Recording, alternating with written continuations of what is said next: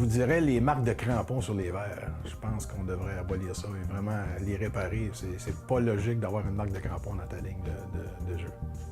Depuis cette année, je te dirais que le changement de règles sur l'ancrage des putters, ça me touche parce que j'ai potté quelques années avec un long putter. Puis je trouve qu'à long terme, quelqu'un qui a mal au dos, qui a de la difficulté à jouer, qui se fait restreindre de jouer dans son championnat du club, je pense pas que c'est bon pour le golf. Il y en a quelques-unes qui devraient peut-être être questionnables, mais pour moi, là, une de ceux-là, c'est les divots dans l'allée. Lorsque ta balle se retrouve dans une cavité, je pense que c'est une pénalité un petit peu sévère pour avoir frappé l'allée.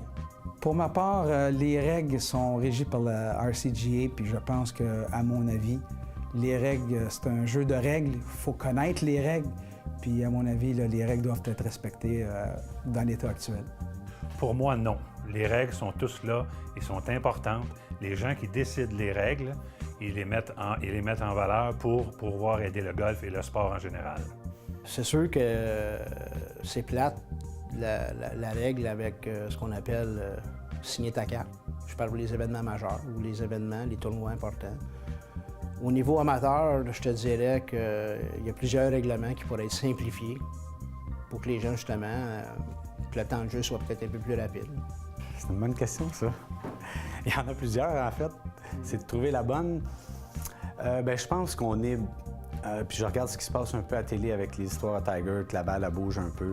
Là, je pense qu'à un moment donné, là, on est peut-être un petit peu trop sévère. Là. Il y a des choses qui arrivent qui n'avantagent pas nécessairement notre coup, comme l'exemple de Tiger où la balle elle bouge de 1 mm. Faut déclarer une pénalité de 2 coups. Je pense que ces choses-là n'aident pas le golf, puis font en sorte peut-être qu'il y a du monde qui se désintéresse peut-être un petit peu là, à cause de ces règlements un peu complexes-là, puis on oublie le plaisir de jouer, je pense. Là. Il y en a quand même quelques-unes, mais je dirais que celle qui me surprend le plus toujours, c'est le règlement qui dit qu'une fois qu'on est adressé à la balle, quand pour nos coups roulés, que si la balle bouge par le vent, qu'on est pénalisé pour ça, c'est quelque chose que j'ai jamais compris. Moi, j'aime bien qu'il y ait des règles. Je trouve ça une très bonne idée qu'il y ait des règles. La seule règle qui me gêne, c'est justement les règles que les professionnels n'ont pas et que nous avons, c'est-à-dire qu'on ne peut pas réparer nos marques de balle quand on fait du putting à l'adresse. Donc, c'est la seule différence. Tout le reste, c'est très bon d'avoir des règles.